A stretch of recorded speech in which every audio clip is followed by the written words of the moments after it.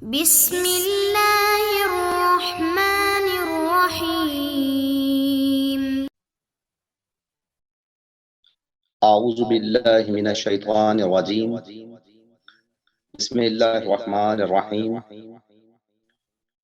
الحمد للہ رب العالمین، والصلاة والسلام علی اشرف الانبیاء والمرسلین وعلی آلہ الطیبین الطاہرین، لا سیما بقیت اللہ العظم، اما بعد فقد قال اللہ الحکیم فی کتابہ الکریم، بسم اللہ الرحمن الرحیم، وما ينطق عن الهوى ان هو الا وحی یوحی۔ خداوند عالم قرآن کریم میں ارشاد فرما رہا ہے کہ ہمارا یہ نبی بغیر وحی الہی کے کلام نہیں کرتا۔ محترم سامعین، جیسا کہ آپ کو علم ہے کہ سورہ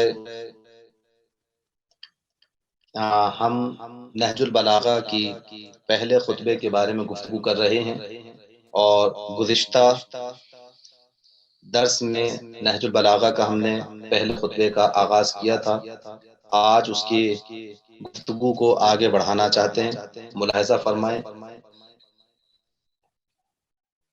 مولا فرماتے ہیں بسم اللہ الرحمن الرحیم، الحمد للہ الذی لا يبلغ مدحته القائلون ولا يحصي نعماءه العادون ولا يؤدي حقه المجتهدون الذي لا يدركه بعد الهمم ولا يناله غوص الفتن الذي ليس لصفته حد محدود ولا نعت موجود ولا وقت معدود ولا أجل ممدود فطر الخلائق بقدرته ونشر الرياح برحمته ووتد بالصخور میدان ارضه۔ مولا فرماتے ہیں کہ تمام حمد اس اللہ کے لیے ہے کہ جس کی مدح تک بولنے والوں کی رسائی نہیں ہے، جس کی نعمتوں کو گننے والے گن نہیں سکتے، نہ کوشش کرنے والے اس کا حق ادا کر سکتے ہیں، نہ بلند پرواز ہمتیں اسے پا سکتی ہیں، نہ عقل و فہم کی گہرائیاں اس کی تہ تک پہنچ سکتی ہیں۔ اس کے کمال ذات کی کوئی حد معین نہیں ہے، نہ اس کے لیے توصیفی الفاظ ہیں، نہ اس کی ابتدا کے لیے کوئی وقت ہے جسے شمار میں لایا جا سکے، نہ اس کی کوئی مدت ہے جو کہیں پر ختم ہو جائے۔ اس نے مخلوق کو اپنی قدرت سے پیدا کیا، اپنی رحمت سے ہواؤں کو چلایا، اور تھر تھراتی ہوئی زمین پر پہاڑوں کی میخیں گاڑی۔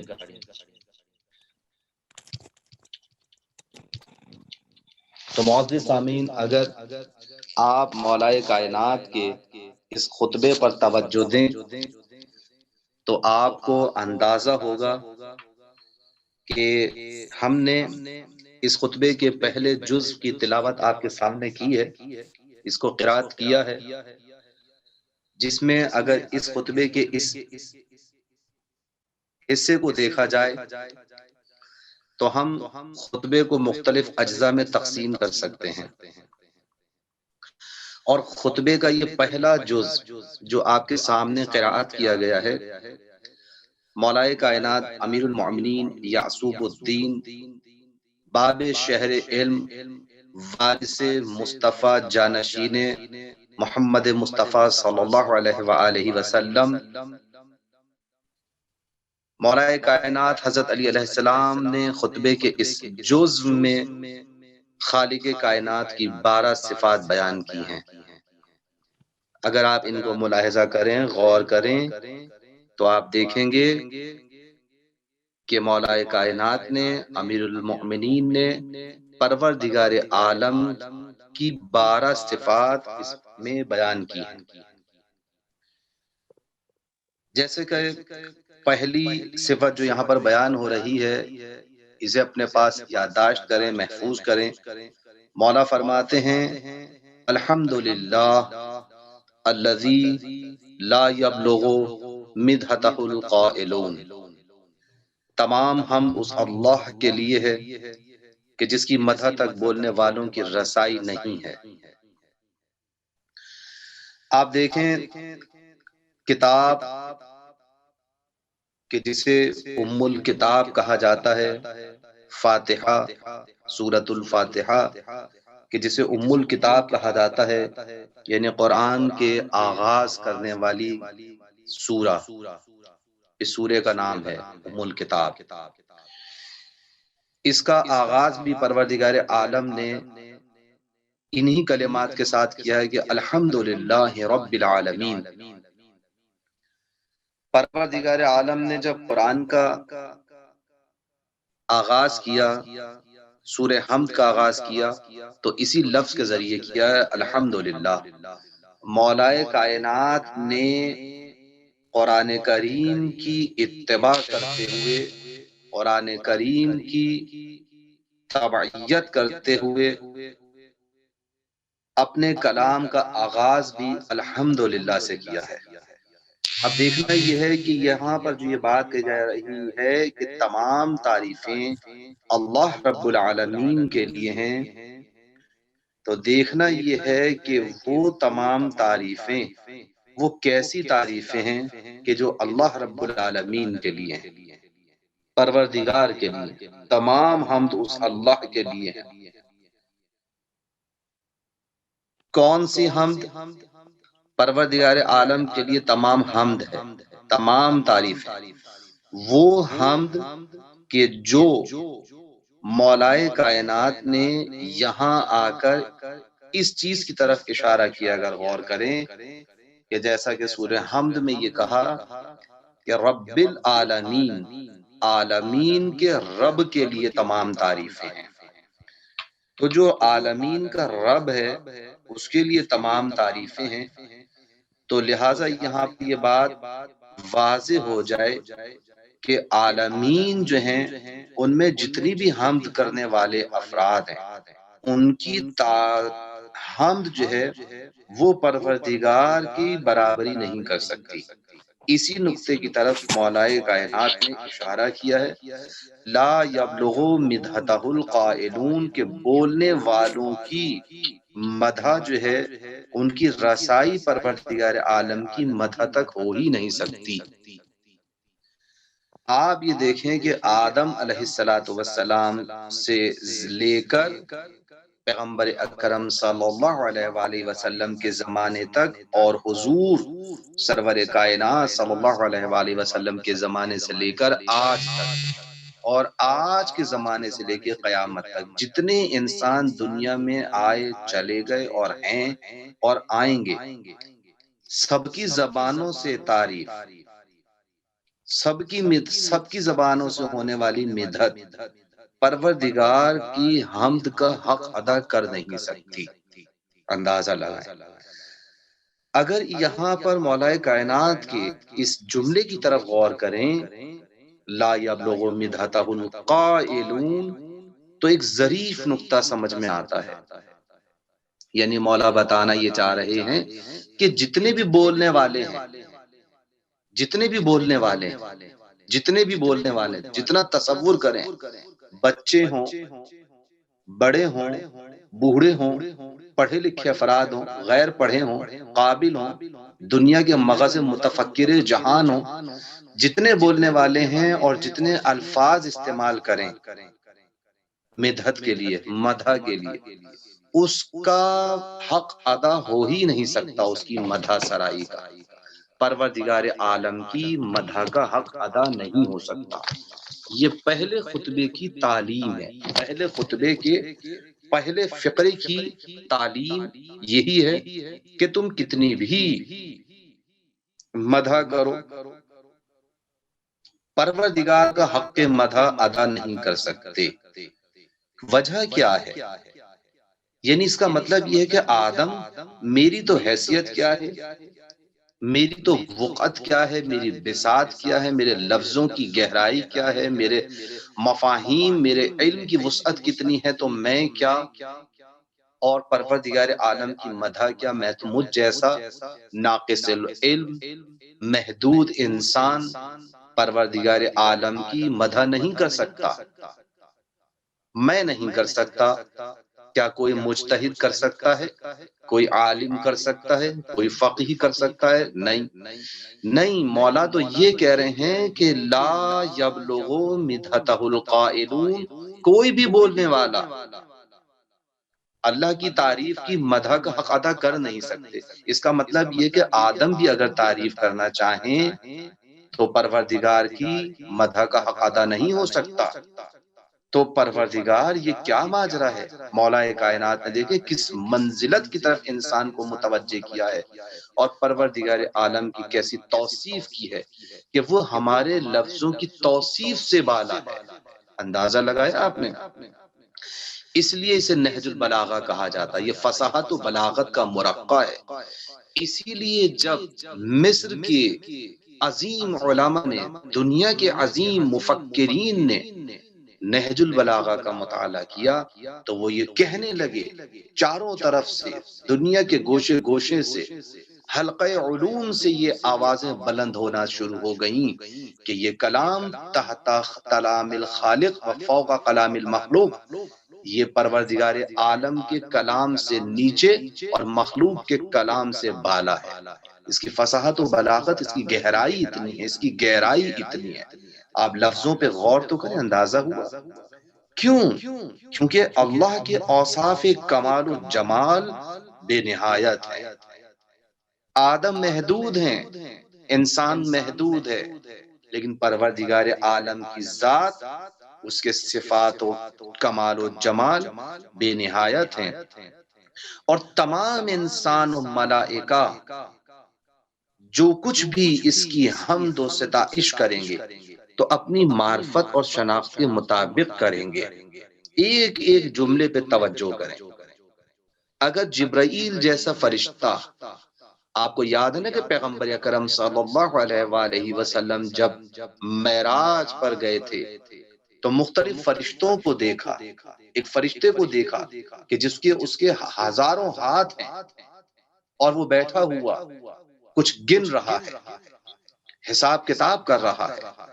تو آپ دیکھیں ایسے سے فرشتے موجود ہیں کہ جو بارش کے قطرات کو گن لیتے ہیں کہ کون سا قطرہ بارش کا کہاں گرتا ہے۔ قیامت تک آنے والے قطرات کو گننا ان کے لیے آسان ہے، لیکن جب کوئی درود پڑھتا ہے محمد و آل محمد علیہ السلام پر تو اس کا احصاء نہیں کر سکتے، اسے شمار نہیں کر سکتے، اس کا ثواب اتنا ہے، اس کی عظمت اتنی ہے۔ تو آپ دیکھیں کہ پروردگار عالم نے جس کائنات کو پیدا کیا ہے، جس میں فرشتے موجود ہیں، انسان موجود ہیں، جو بھی پروردگار عالم کی مدح کرے گا اپنی معرفت اور شناخت کے مطابق کرے گا۔ یہ بات ذہن میں رہنی چاہیے، اسے نوٹ کیا جائے اپنے پاس۔ بس ہماری حمد کی بلند ترین حد یہی ہے جو مولا نے فرمائی ہے، یعنی ہم اس کی حمد و ثنا کے سامنے اظہار عجز و ناتوانی کرتے ہوئے اس بات کا اعتراف کریں کہ کسی میں بھی یہ قوت و توانائی موجود ہے ہی نہیں کہ اس کی حمد و ثنا کی چوٹی تک پہنچ سکے۔ بس اگر انسان اس بات کا اقرار کر لیتا ہے کہ ہاں پروردگار، میرے بس میں تیری حمد اور تیری ثنا ممکن نہیں ہے۔ توجہ فرمائیں، اصول کافی کے اندر حدیث موجود ہے، ایک حدیث میں حضرت امام جعفر صادق علیہ السلام سے نقل ہوا ہے، خداوند عالم نے حضرت موسیٰ علیہ السلام کو وحی کی کہ میرے شکر کا حق ادا کرو۔ عرض کیا، پروردگار، اے مالک، میں کس طرح تیرا شکر ادا کر سکتا ہوں؟ میں کس طرح تیرے شکر کا حق ادا کر سکتا ہوں؟ کیونکہ میں جب بھی تیرا شکر ادا کرتا ہوں یہ خود ایک نئی نعمت ہے جو تو نے مجھے عطا فرمائی ہے، یہ شکر کی توفیق بھی تو تیری ہی عطا کرتا ہے، اور اس نئی نعمت پر پھر ایک شکر ادا کرنا لازم آ جاتا ہے۔ توجہ فرمائے کہ انسان جو بھی شکر ادا کرے گا وہ زبان ہی سے تو کرے گا. زبان ایک نعمت ہے. جو شکر ادا کرے گا آنکھوں سے دیکھنے کے بعد ہی تو شکر ادا کرے گا. یہ خود ایک نعمت ہے. جو بھی شکر ادا کرے گا اپنے اعضا سے تو کرے گا، تو جن اعضا کو وسیلہ قرار دیتا ہے وہ بھی ایک نعمت پروردگار ہے. تو ہر نعمت میں ہزار نعمتیں پیدا ہوتی ہیں. ہر نعمت میں ہزار نعمتیں پیدا ہوتی رہیں گی، تو شمار کون کرے؟ کس طریقے سے اس کی نعمتوں کا شمار ہو؟ تو نعمتوں کا شمار کر نہیں سکتا. غور کیا آپ نے؟ یعنی انسان اگر ایک نعمت لے رہا ہے، سانس لینے کے اوپر بھی اگر غور کیا جائے تو آپ توجہ فرمائیں کہ ایک مرتبہ سانس انسان کے وجود میں جاتا ہے تو یہ ایک نعمت ہے، اس پر شکر ادا کرے.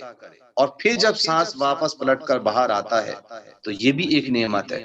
آپ ذرا غور تو کریں گے، اگر سانس اندر چلا جائے، اگر ہمارے اندر سانس نہ جائے تو زندہ رہ سکتے ہیں؟ نہیں رہ سکتے. تو سانس کا اندر جانا یہ ایک نعمت ہے، اس پہ شکر ادا کرے گا انسان. اور پھر سانس کا واپس پلٹ کر آنا، سانس چلا تو گیا بدن میں، اور اگر واپس نہ آئے تب بھی موت واقع ہو جائے. تو اس کا مطلب یہ ہے کہ سانس کے چلے جانے کے بعد واپس اس کا خارج کرنا یہ بھی ایک نعمت ہے. تو آپ اندازہ تو لگائیں کہ انسان ایک سانس کے اوپر دو نعمتیں ہیں، تو دو شکر واجب ہو گئے نا. اور ایک منٹ میں کم از کم 13 مرتبہ سانس لیتا ہے، تو ہر منٹ پہ 26 نعمتیں، 26 مرتبہ اس کا شکر ادا کرے. اور سارا دن انسان کس طرح سے سانس لے رہا ہے پروردگار کی عطا کردہ نعمتوں کے صدقے میں. تو ہر اندازہ لگائیں کہ انسان کے وجود میں کتنی نعمتیں موجود ہیں. چھوٹے سے چھوٹے سیل، انسان کروڑوں سیلز کا بنا ہوا ہے. ہر سیلز کے اوپر انسان کے لیے ایک شکر واجب ہے. تو کہاں تک شکر ادا کرے گا؟ توجہ کیجیے گا. البتہ اگر اس مفہوم کو سمجھتے ہوئے صرف الحمدللہ یعنی تمام تعریفیں اللہ سے مخصوص ہیں اگر یہ کہہ دیتا ہے تو یہ بھی اس کا شکر ادا کر دینے کے مترادف ہے. جیسا کہ حدیث میں ہے کہ ایک مرتبہ حضرت امام جعفر صادق علیہ السلام مسجد سے باہر تشریف لائے کہ ان کی سواری غائب ہو گئی. یہ دیکھ کر آپ نے فرمایا کہ اگر اللہ نے اسے مجھے واپس پلٹا دیا تو میں اس نعمت پر اس کے شکر کا حق ادا کروں گا. توجہ کیجیے گا، مولا کس طریقے سے ہمیں شکر ادا کرنے کی طرف متوجہ کر رہے ہیں کہ ہم کس طریقے سے پروردگار کی نعمتوں پر اس کا شکر ادا کر سکتے ہیں. مولا نے کہا کہ جو بھی میری سواری لے آئے گا واپس پلٹا کر لے آئے گا، میں اس نعمت پر اس کے شکر کا حق ادا کر دوں گا، اللہ کے شکر کا حق ادا کروں گا. کچھ دیر سے میں لوگ امام کی سواری ڈھونڈ کر لے آئے. آپ نے اس موقع پر اپنی زبان پر یہ لفظ جاری کیا، الحمدللہ. یہ دیکھ کر ایک شخص نے عرض کیا، کہنے لگا دست ادب جوڑ دیے، کہنے لگا قربان آپ پہ قربان، کیا آپ نے یہ نہیں فرمایا تھا کہ شکر خدا کا حق ادا بجا لاؤں گا؟ فرمایا جی. کیا تم نے نہیں سنا کہ میں نے الحمدللہ کہا ہے؟ کیا اس سے بڑھ کر کوئی بات ہو سکتی ہے کہ ہر طرح کی حمد و ستائش کو اللہ سے مخصوص سمجھا جائے؟ کہ اللہ سے مخصوص سمجھو، اس سے بڑھ کر بھی کوئی حمد ہو سکتی ہے؟ تو پس مولا نے صادق آل محمد حضرت امام جعفر صادق علیہ السلام نے بیان فرمایا ہے کہ دیکھو، اگر تم اللہ کی نعمتوں کا حق ادا کرنا چاہتے ہو تو اگر تم صدق دل سے الحمدللہ کہہ دیتے ہو تو پروردگار کی نعمتوں کا شکر ادا کر دینے کے مترادف ہے. ولا یؤدی، دوسری صفت جو یہاں پر بیان ہو رہی ہے توجہ کیجیے گا، ولا یحصی نعماءہ العادون، جس کی نعمتوں کو گننے والے گن نہیں سکتے، جس کی نعمتوں کو گننے والے گن نہیں سکتے. اس لیے کہ اللہ کی مادی و معنوی، ظاہری و باطنی، فردی و اجتماعی نعمتیں بے شمار ہیں جن کو شمار کرنا انسان کے لیے ممکن نہیں ہے. اگر انسان صرف اپنے بدن اپنے بدن ہی کی ساخت پر غور کر لے تو حیران رہ جائے گا کہ ہمارا یہ بدن کروڑوں سیل سے مل کر بنا ہوا ہے۔ اگر ہر ایک سیل پر بھی شکر ادا کرے اور اسے شمار کرنے بیٹھ جائے تو سینکڑوں سال لگ جائیں گے۔ تو اب اندازہ لگائیں کہ پوری دنیا میں کتنی نعمتیں ہوں گی، انہیں ہم شمار نہیں کر سکتے۔ حضرت علی علیہ السلام کا یہ عرفانی کلام آیت قرآن کی تصدیق کرتا ہوا نظر آ رہا ہے۔ وَإِن تَعُدُّوا نِعْمَتَ اللَّهِ لَا تُحْصُوهَا، اور اگر تم اس کی نعمتوں کو شمار کرنا چاہو تو ہرگز شمار نہیں کر سکتے۔ سورہ ابراہیم قرآن مجید کا 14واں سورہ ہے، اس کی 34ویں آیت ہے، اور اسی طرح سے سورہ نحل 16واں سورہ اور اس کی 18ویں آیت میں مولانا اللہ تعالیٰ نے یہ بات فرمائی ہے کہ اگر تم اس کی نعمتوں کو شمار کرنا چاہو تو ہرگز شمار نہیں کر سکتے۔ یہ دو صفتیں ہو گئیں۔ اب تیسری صفت ملاحظہ فرمائیں، وَلَا يُؤَدِّي حَقَّهُ الْمُجْتَهِدُونَ، یعنی ساری کوشش کرنے والے لاکھ کوشش کریں مگر حق پروردگار ادا نہیں ہو سکتا۔ بے شک ایسا ہی ہے، جب اس کی نعمتوں کو شمار ہی نہیں کیا جا سکتا، توجہ کیجئے گا، تو پھر اس کی نعمتوں کا حق کس طرح ادا ہو سکتا ہے، اور کس طرح عظیم پروردگار کا حق ادا ہو سکتا ہے، سوائے اس کے کہ اس کی کبریائی کا اعتراف کرتے ہوئے ادب سے اس کی بارگاہ میں سجدہ ریز ہو جائے اور زبان پر سبحان ربی الاعلی وبحمدہ کہ خوبصورت کلمات جاری ہو جائیں۔ آپ ذرا دنیا پہ غور تو کریں، چھوٹے سے چھوٹے ذرے سے لے کے بڑی بڑے سیاروں تک پوری کائنات کے اوپر آپ غور کریں، یہ چلتی پھرتی زمین، یہ گردش کرتا ہوا آسمان، یہ ستارے، یہ سورج، یہ چاند، یہ لہلہاتے کھلیان کھیت، یہ سب کس نے پیدا کیے ہیں؟ اتنی بڑی کائنات کو کس نے پیدا کیا ہے؟ ہماری زمین ایک چھوٹا سا سیارہ جو سورج کے گرد گردش کر رہا ہے۔ سورج آپ دیکھیں زمین اپنے تمام اہالی کو جھولے کی مانند جھولا جھلاتی ہوئی سورج کے گرد گردش کر رہی ہے، اور کسی کو بکھرنے نہیں دیتی، کسی کو برباد نہیں ہونے دیتی، کسی کو اپنی گود سے اٹھا کے باہر پھینکتی نہیں ہے۔ اگر زمین کی یہی کشش کہ جسے کشش ثقل کہتے ہیں ختم ہو جائے تو زمین کی آغوش سے انسان بکھر کے دنیا کے کائنات کے ذرات میں گم ہو جائے گا اور اس کا پتہ بھی نہیں چلے گا۔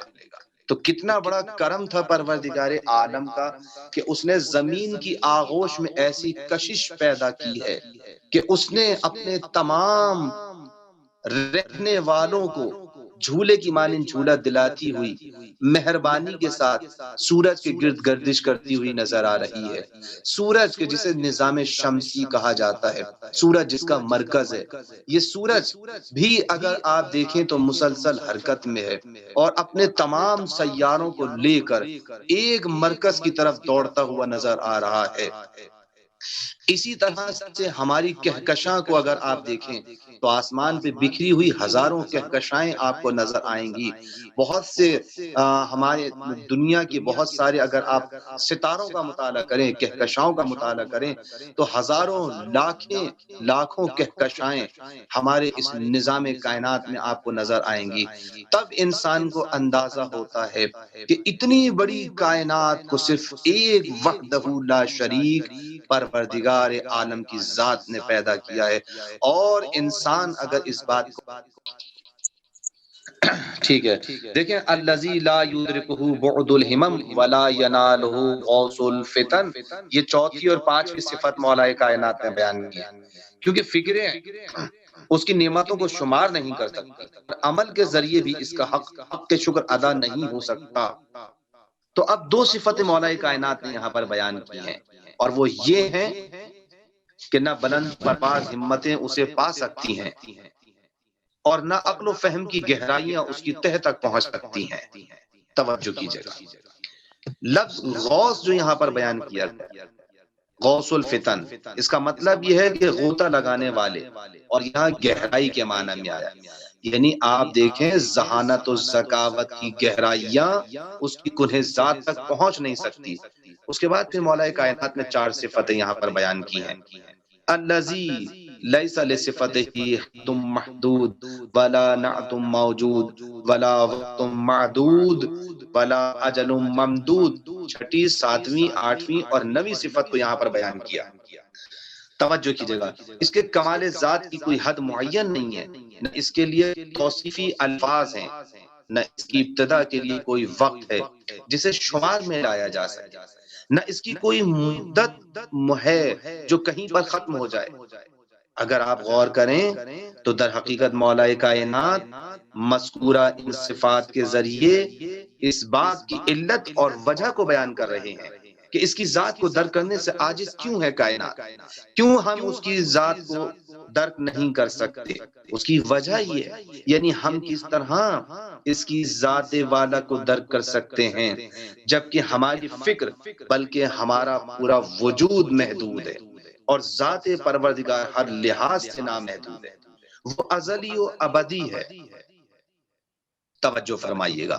پھر اس کے بعد مولا کائنات نے 3 صفتیں بیان کی، 10ویں، 11ویں اور 12ویں صفت۔ کیونکہ ہم نے آپ سے کہا تھا کہ اس ٹکڑے کے اندر، اس جز کے اندر مولا کائنات نے پروردگار عالم کی 12 صفات کو بیان کیا ہے۔ ملاحظہ فرمائے بقیہ 3 صفات: فطر الخلائق بقدرتہ ونشر الریاح برحمتہ ووطد بالصخور میدان ارضہ۔ اس نے مخلوقات کو اپنی قدرت سے پیدا کیا، اپنی رحمت سے ہواؤں کو چلایا، تھر تھراتی ہوئی زمین پر پہاڑوں کی میخیں گاڑی، اور اس طرح زمین کو سنبھالا ہوا ہے۔ توجہ کیا پروردگار عالم نے کس طرح سے اس زمین کو سنبھالا ہے۔ توجہ کیجئے گا، میدان ارض، زمین کو پروردگار عالم نے پہاڑوں کے ذریعے کس طرح سے سنبھالا ہے۔ مولا کائنات نے یہاں خالق کائنات کی 3 عظیم صفات کی طرف اشارہ کرتے ہوئے قرآنی آیات کی طرف اشارہ فرمایا ہے۔ اگر آپ توجہ کریں، اس کو نوٹ کیجئے گا اپنے پاس۔ فطر الخلائق بقدرتہ، قرآن میں اس مضمون کی کئی آیات پائی جاتی ہیں۔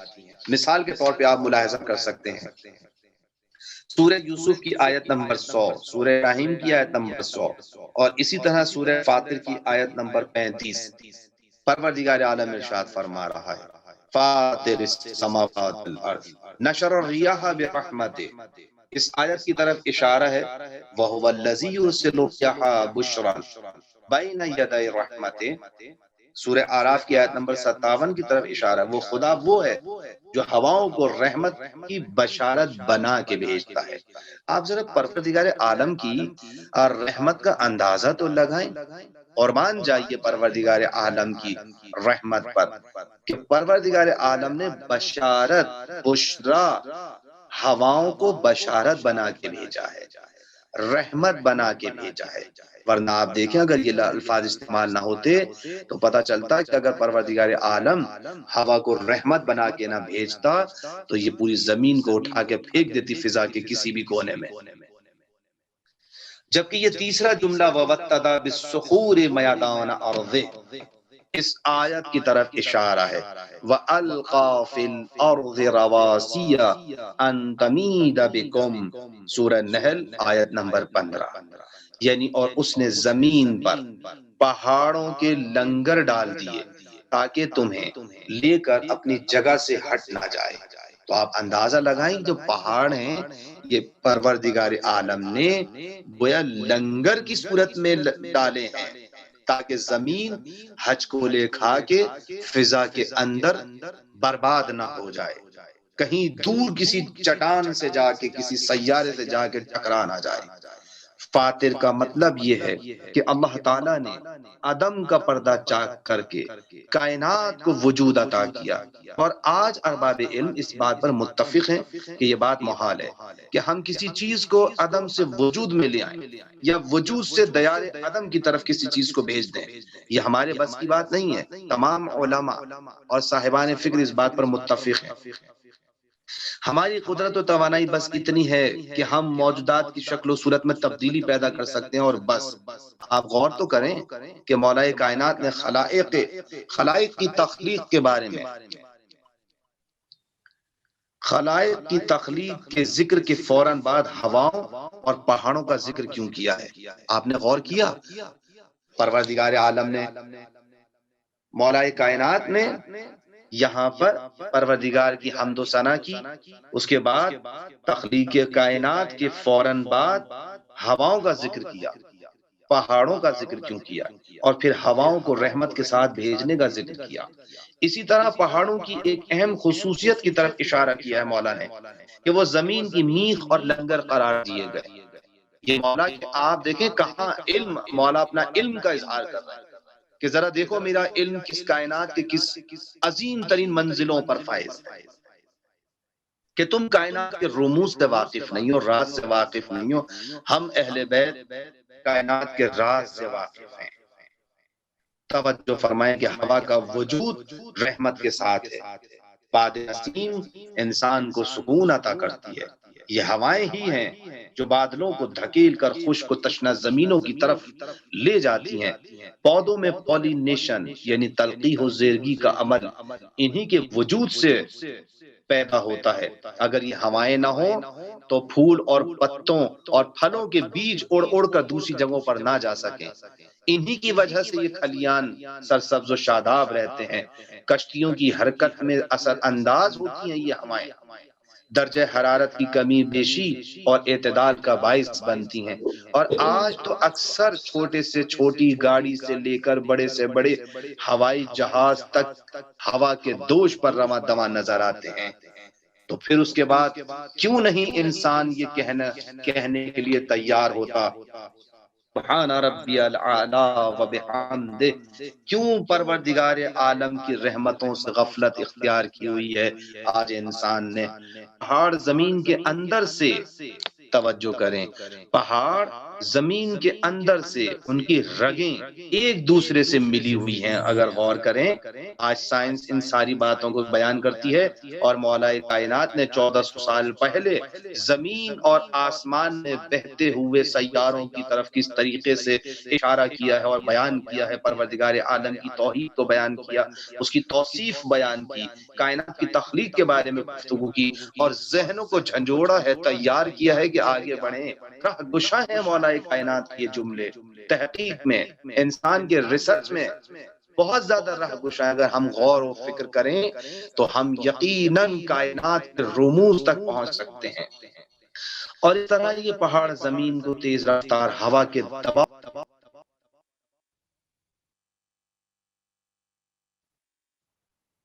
پہاڑ زمین کے اندر سے ان کی رگیں ایک دوسرے سے ملی ہوئی ہیں، ٹھیک ہے؟ اسی طرح سے تھی بات، گفتگو یہیں پر تھی ہماری۔ پہاڑ زمین کے اندر سے ان کی رگیں ایک دوسرے سے ملی ہوئی ہیں۔ اگر آپ غور کریں پہاڑوں کے اوپر، تو پہاڑوں کا وجود اس طریقے سے بنایا ہے پروردگار عالم نے کہ زمین کی تہہ میں ان کی رگیں آپس میں ایک دوسرے سے ملی ہوئی ہیں، اور اس طرح یہ پہاڑ زمین کو تیز رفتار ہوا کے دباؤ میں آ کر اسے لرزنے اور بکھرنے سے بچاتے ہیں۔ اسی لیے مولا کائنات نے فرمایا ہے کہ وَوَتَّدَ بِالصُّخُورِ مَيَدَانَ أَرْضِ، پروردگار عالم نے تھر تھراتی ہوئی زمین کو پہاڑوں کی میخوں کے ذریعے اس کو لرزنے سے بچایا ہے۔ اگر یہ پہاڑوں کا جال نہ ہوتا تو زمین کے اندر موجود گرم گیسز اور کھولتا ہوا لاوا زمین میں زلزلے پیدا کر کے اسے نابود کر دیتا۔ بس یہ پہاڑ زمین کے لیے ہوا کے بیرونی دباؤ کے مقابلے میں لنگر، اور زمین کے اندرونی دباؤ کے مقابلے میں میخوں کا جال بن کر اس کی حفاظت کر رہے ہیں۔ تو پھر کہنا چاہیے نا، امیر المومنین کی شان میں صلوات پڑھے بغیر نہیں رہنا چاہیے۔ اللہم صلی علی محمد و آل محمد عجل فرج۔ آپ دیکھیں 1400 سال پہلے ہمارے مولا نے، جو خلیفۃ المسلمین ہیں، امام المتقین ہیں، ان کے ائمہ علیہ السلام جو ابو الائمہ ہیں، توجہ کیجئے گا، 1400 سال پہلے کس طرح سے زمین و آسمان کے بارے میں کائنات کے راز کو بیان کر رہے ہیں تحقیق کرنے والوں کے لیے۔ کاش ہم ان مطالب کو سمجھتے اور اس کی اہمیت کا اندازہ کرتے تو آج ہم کہاں سے کہاں پہنچ جاتے۔ یقیناً ایسا ہی ہوتا۔ ایک دو نقطے میں یہاں پر آپ کی خدمت میں پیش کرنا چاہوں گا، اس کے بعد پھر اگلے پیراگراف کی طرف بات بعد میں پڑھائیں گے۔ پہلے یہاں پر ایک دو نقطے آپ ملاحظہ کریں۔ پہلا نقطہ یہ ہے کہ یاد رکھیں جس طرح زمین پر پہاڑ، یہ اہم نقطہ ہے جو میں آپ کی طرف اس پورے لب لباب کو بیان کرنا چاہتا ہوں، توجہ کیجیے گا۔ اس کو بیان کرنے کا مقصد کیا ہے، مولا کائنات نے کس طریقے سے کائنات کو کیوں بیان کیا ہے۔ یاد رکھیں جس طرح زمین پر پہاڑ اور دوسری علامتیں ہیں اور آسمان، یاد رکھیں کہ جس طرح زمین پر پہاڑ اور دوسری علامتیں ہیں اور آسمان پر ستارے ہیں، اسی طرح سرزمین دین و دنیا مذہب میں ائمہ طاہرین علامت ہدایت ہیں۔ جس طرح سے ہوائیں رخ بدلتی ہیں کشتیوں کا اور ستارے علامت بنتے ہیں، علامات ہیں، رہنمائی کرتے ہیں، اسی طرح سے یاد رکھنا چاہیے کہ جس طرح زمین پر پہاڑ اور دوسری علامتیں ہیں جنہوں نے زمین کو سنبھالا ہوا ہے اور انسان کی رہنمائی کی علامتیں بنی ہوئی ہیں اور آسمان پر ستارے ہیں، اسی طرح زمین پر یاد رکھیں کہ دین و دنیا مذہب میں ائمہ طاہرین علامت ہدایت ہیں اور رسول اکرم کی شخصیت نجم ہدایت ہے جس کے بغیر راہ ہدایت کا دریافت کرنا ناممکن ہے اور ہر قافلہ بشریت کے بھٹکنے کا امکان ہے۔ یاد رکھیں کہ جس طرح ظاہری زندگی کے اندر اگر انسان یاد رکھیں، آواز آ رہی ہے، یاد رکھیں کہ جس طرح اگر انسان ان علامتوں کی رہنمائی پر عمل نہ کرے تو اپنی ظاہری زندگی میں گمراہ ہو سکتا ہے، بھٹک سکتا ہے، راستہ بھٹک سکتا ہے۔ یاد رکھیں اسی طرح سے معرفت کی راہ میں اگر وہ اہل بیت علیہ السلام کی تعلیمات کو، انبیاء علیہ السلام کی تعلیمات کو، قرآن کی تعلیمات کو اگر ترک کر دے تو معرفت کی راہ میں یقینی طور پر وہ گمراہ ہو جائے گا، راستہ بھٹ۔ تو یہاں تک یہ بات واضح ہو گئی ہے کہ جس طرح سے یہ ظاہری علامتوں کو چھوڑ کر انسان ظاہری دنیا کے اندر راستہ بھٹک سکتا ہے اور بھٹک جاتا ہے، اگر دین اور معرفت کی دنیا میں انبیاء علیہ السلام کو، قرآن کو، اہل بیت علیہ السلام کے راستے کو اگر ترک کر دے تو معرفت کی دنیا میں انسان گمراہ ہو جائے گا اور راستہ بھٹک جائے گا یقینی طور پر۔ یہاں پر ہمارا یہ درس اپنے اختتام کو پہنچتا ہے۔ السلام علیکم ورحمۃ اللہ وبرکاتہ۔ سبسکرائب کیجئے ذکر ٹی وی اور اس علم کے سفر میں ہمارے قدم کے ساتھ قدم ملائیے۔